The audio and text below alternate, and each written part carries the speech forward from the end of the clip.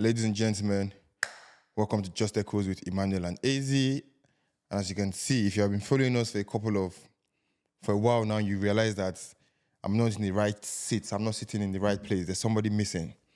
And this is because Ezichia decided to go back to Africa, Nigeria to be precise, Lagos to be exact, to enjoy some sunshine and to eat some ewa going. If you're not subscribed to the channel, please subscribe. It means a lot to us.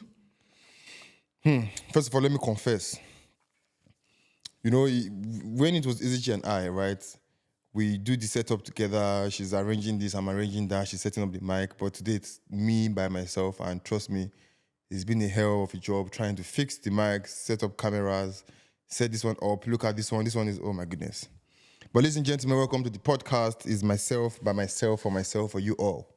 And in today's video, I want to talk about some of the things I believed I did or some of the decisions I believe I made that made it very easy for me to transition as an international student from Nigeria to becoming somebody that is very confident, somebody very experienced in the UK job market. And I believe this is going to be very, very helpful for anybody that is trying to transition. So in case you don't know, I came in as an international student for, first of all, a 2-year master's. I did an MBA in business management or leadership practice or business leadership, whatever. And I feel like that was one of the very good decisions, deciding to do a 2-year master's. And some people might not see it that way. Some people might feel like, spending 24 months in uni. But I feel like one of the advantages of a 2-year master's is it gives you enough time. The pressure is less compared to a 1-year master's. So the 2-year master's gives you enough time to really get used to the system, get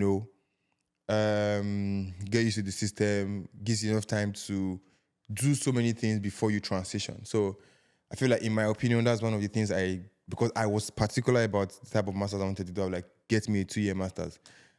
Shout out to Year One Day. Year One Day was when I sorted out my admission. Shout out to Year One Day. So I feel like that was one of the first things I did. Some people might disagree. So if you feel like you prefer a 1-year master's, sharp, get it over with, that is good. But for me, the 2-year master's gave me enough time to do a lot. But that means you'll be paying your tuition 2 times, you'll be doing so many exams, all and all. But for the bigger picture, I feel like the 2-year master's was valuable. Number 2 thing I think I did or I knew was actually doing my master's well. What does this mean? Excelling in my master's. If you came in as a student, or if you come in as a student, you have to understand that your primary reason is coming to study. It doesn't make sense to come in to study, pay that kind of money, and not do well. So focusing on the master's itself, coming to classes regularly, doing all your assignments, doing all your tests, submitting everything on time. You don't want to have any issues with the school management, with the home office. They are not looking for you. They are complaining. They are sending you emails. You want to avoid that. That does not mean that you not do your normal life, you not live your normal life, party, work as much as you want, enjoy your life. But it just means that your primary reason for coming to the UK is still primary. I know a couple of people that came in, got married, they switched their visa. But for me, I focused on my master's. I also know a couple of people that had issues with school, with plagiarism, coursework, they're now facing board of directorates, having this, having that. You don't want to have those kind of issues. So if I were you, I'll do everything possible to just do my best and get it sorted with. I don't want to have a carryover or extra year. It can get really, really complicated. So you don't want to do that, all right? So just do your best and just get out of the school in due time. So doing a 2-year master's, focusing on my master's. Another thing I felt like really, really helped me was my mindset. When you're coming to do your master's, it feels like they're promising you heaven and earth. They're promising you, your master's is going to, it feels like it's magic when you finish your master's, boom. Your master's is just your degree. It is just a degree and it is not as useful as they have sold it, right? Most of us use the master's as a route to just transition. The master's in itself is, quote and unquote, useless, if I can use that word, is a dummy degree. Nobody cares about your master's. So once you have that mindset, it's going to help you focus all your energy on other things. If you have the mindset that, listen, this master's is just for you, nobody cares about your master's, Your master's doesn't make you as more important than somebody that doesn't have a master's, especially in the job market, right? Especially for the sake of prestige, for the sake of swag, I've got an MBA, I've had a master's in this and that. But for the sake of transitioning into the job market, I don't think the master's really does anything. So once you have that mindset, which I had, it then helps you do more. It helps you want more, which is seeking more information, understanding the UK job market, understanding things you need to do, understanding what you want for yourself, okay? Understanding what is obtainable in the market. So these are some of the things that will help you once you understand that your master's is not going to get you anywhere. It's just a means to an end. So what is the end? What is selling? What is the UK market all about? What industry do you think you want to get into? What do you like? This is some of the, what experience do you have back home from Nigeria, from Ghana, from anywhere? What experience do you have? Do you want to continue from what you're doing? Do you want to transition into something else? What is the market all about? Right? So once you start asking these questions, then it leads you to the point where you are, okay, what skills do you need? I mean, if you're doing a specialized master's like masters in accounting, masters in, I mean, anything health related, nursing, they are very specialized, right? But if you did an MBA, it's just very open, vague. Masters in international business, masters in all these things that we used to do. My dear, there's nothing. So what skills do I need? Where is the most job, right? What is in demand, right? These are the questions you start asking yourself. And these are the questions I asked myself. Hence why I said the 2-year masters gave me enough time, okay? The 2-year masters gave me enough time to do a lot of trainings. I did trainings in business analysis, in project management, agile scrum, cybersecurity. I did everything because I had enough time, right? So if you're coming for a 1-year masters, then that means timing is key. From your day one, you need to start asking these questions, because the mistake most people make is they leave it too late. They are battling with tuition. They are battling with getting a job. So it is really complex. The UK market is really complex. Studying or coming as a student is really difficult.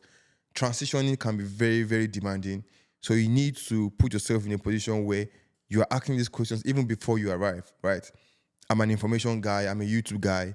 I was watching so many YouTube videos. So I was just filling my head with so many information. So when I came in, I was hungry. That's the word. I was hungry. I was asking. I was hearing people say this, hearing people say that. So it was very easy for me to make a decision to say, okay, listen, there has to be more. This master's is not. I just knew that this master's is not anything, right? So I did training in business analysis, did internships, I did a whole lot, right? And once I was getting ready to finish my master's, imagine I got my first job even before I finished the master's. Because, like I said, the 2-year master's gave me enough time to really train, really build myself up to the point where I was so confident. I was talking like a pro. So timing is really key. I think that's the word. Timing is key. Timing is key. So training, certifications, internships, these are some of the things you could do. Sometimes certifications in some area or in some specialization or in some industry is even more important than the masters, right? Some people believe so much in PMP. For example, if you want to go into project management. So PMP is like even more important than the masters in project management if you have that PMP certification. So depending on your industry. Another thing I'd like to say is don't be deceived. Everybody is saying tech. There are other areas where there are other areas worth exploring, right? Yes, tech is good. Tech has the swag. I work in tech. I'm a tech bro. But there are other areas. For example, if you are somebody that was doing painting in Nigeria before, you can continue your painting here. You can do 1 or 2 courses, 1 or 2, trainings. Start getting contracts. Start working as a self-employed person. Start making money. If you are interested in farming, right? Farming in the UK is possible. All these eggs, all this chicken we are eating is coming from somewhere. So you need to just explore what you want. That's why I said the first question is asking yourself what you really want. There are opportunities everywhere. Don't be deceived by this tech. Tech has its disadvantages and it has its advantages as well. If you're a truck driver, for example, truck drivers make a whole lot of money.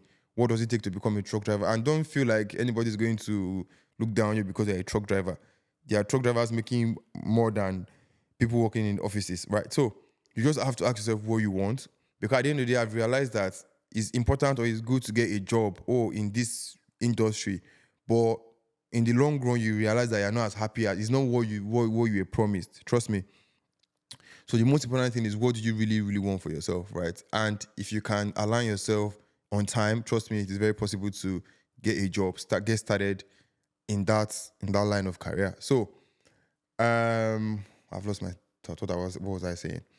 So everything leads to everything, as you can see. Your mindset to the type of masters you have chosen to the duration leads to you seeking more information. And most importantly, one thing I would say I do really well, even if you've been following for a while, I'm an extrovert. I like to go out. I'm not someone that is shy.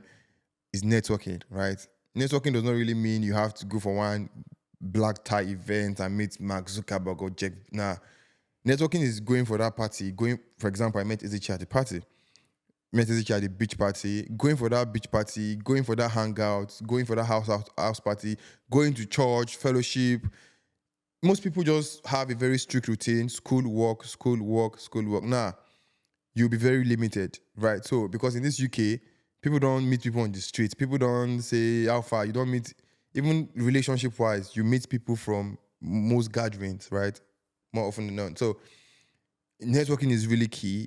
Taking your time to consciously go out, meet people, go to the beach, go to the park, go to church, go to the youth gathering, go to a house party. These places you meet people. Nigerians are doing really, really well abroad. Nigerians are killing it. You meet somebody that has done this before, that has tried this, that has said this, that has trained here, that has done this certification, that has worked here. You have to use that master year to gather so much information, because sometimes it feels like it's too late when you have transitioned, then it's becoming really, really difficult. Then so that master's time, go out, push yourself, right? Spend money. I feel like most people don't really invest in themselves. You come into the UK after 6 months, you are rushing to buy a land in your village. Why? Right? I have a couple of people that have done it. I mean, it's not bad, but I really, really invested in myself. Certifications, bring it, I'll do it. £800, I'll pay for it. £600, I'll pay for it. And I was working as a support worker, right? But I was pouring this money on certifications. And if I look back, the truth of the matter is everything helped. Just looking at each certification, each training, each class, each internship, each project I worked on, everything helped. Most times you discover that is the third certification that will help you, or the fourth one, or the fifth one. So at the end of the day, we're all taking a risk. There's no guarantee that this is going to work. Trust me. Your £25,000 masters, your £15,000 masters, there is no guarantee it is going to work. So the most important thing is you just have to keep trying. Keep trying. It's all gambling, right? So, or it's all a risk. If you don't like the word gambling, it's all a risk, and we just have to just keep taking the risk, investing in yourself, networking. And for me, I strongly believe that the UK can be very depressing. It can be very lonely. Most people don't just like to admit it. Most people are bored. Most people are stressed. Most people are lonely. Have I used the word lonely? Most people are, give me a word. Most people are frustrated. Most people are tired. Most people are missing home. Most people are sick. But we just have to just keep going, keep pushing, because it's a very bill-based economy. It's a bill-based society, very structured. One thing that I think I did that really helped me was learning a new skill, videography, starting a YouTube channel. If you thought that we started with just Echoes, or I started with just Echoes, you must be joking, because I once started a YouTube channel. That's where I learned how to do video editing, arrange camera. You can see this camera, you can see that camera, you can see the mic. I learned everything. And these are the little things that will give you joy by yourself. Because it's a structured life. Work, school, maybe church. When I was in my own, I was not even going to church safe. That's the truth. I was not even going to church because I was so focused on self-development and working as many hours as possible, because I was spending so much money on tuition and certification, extra money. I needed to work every single day. So learning a new skill can help. Maybe even if it's swimming once a week, 2 times a week, going to the gym 3 times a week can really, really help you, ease out of that structure. That's the truth. For me, YouTubing or videography, going out, people will call me, oh, Emmanuel, we're going out, because they know our video, right? Even if they don't need me, but because they know I have something that they like. Emmanuel will do a story. Emmanuel will take pictures. Emmanuel will do this and do that, right? So it gave me joy. These are the little things that you do that will just make it look like, oh, life is worth living. it is hard. The truth of the matter is, it is hard. In terms of mistakes, right? More people ask, what mistakes did you make? In my opinion, I can't really pinpoint to one. I feel like I came into the UK very prepared. And I don't like to say I made this mistake because at the end of the day, everybody will make mistakes, from your accommodation to the kind of friends you had, to the amount you spent on X, Y, and Z, to the credit card you took. Some people see it as mistakes, some other people see it as, oh, I like it. For example, some people like to buy phones on credit. I like to buy my phone cash, So some people are like, oh, I bought this phone on credit and it's a mistake. Some people will be like, so those things are things you do by yourself. You understand what you like. So I can tell you, oh, this was a mistake to me, and you'll be like, oh, this is what I like to do, right? So in terms of mistakes, I don't really like to, some people will tell you, oh, they bought a car as a mistake. Whereas buying a car for you might not be, it just depends on how you say it, right? So I don't really feel like this thing is a mistake I made, or is one thing I regret. I don't think I regret anything. So that's basically that for me. If you put everything I've said together, from picking your masters wisely, then understanding the UK job market, then networking, then maybe going for a 2-year masters if you can. But if you don't, if you do the numbers in terms of tuition and this and that, if you don't, a 1-year masters is still very, very fine. Then doing all these things on time, because 1 year is really, really short. 2 semesters, back. It's really, really short. Then, of course, networking, investing in yourself, seeking information. Be open to different industries. Don't just put your mind that I want to be in tech or I want to be in this. Nah, be open to different industries. Try different things before you even know what you like. Try different things. You can't be lazy, right? I feel like most people are very, very lazy. They just want the easy way out. Oh, this job is available. Let's just take it and keep managing. No, try. Let it not be said that you didn't try, right? Do that course certification. Do that course. Who knows? Sometimes in the second year you would use that certification. So we just have to keep trying. So I think that's all from me today. I hope I've made sense. I hope I've given you guys this point. There's no blueprint to how things happen here. There's no blueprint. There's no one formation, because some people are in London. I schooled in Edinburgh, Scotland. Some people are schooling in Wales. So everything is different, right? The economy there is different. The language there is even different. The people are different. The university setting is different. So there's no one blueprint. The people that live in London, they live differently from us that lived in Edinburgh, right? So even Edinburgh and Glasgow is different. So there's no one blueprint. It's just, these are some tips you can use to guide you, to support you, to, give you experiences of what somebody like me has done. And I know a couple of people have done this as well. For example, Ezechi did engineering, and now she transitioned into business analysis. And she did some of these things as well. So yeah, that's just it. I'm sure this video has been very helpful. Drop a like, drop a comment.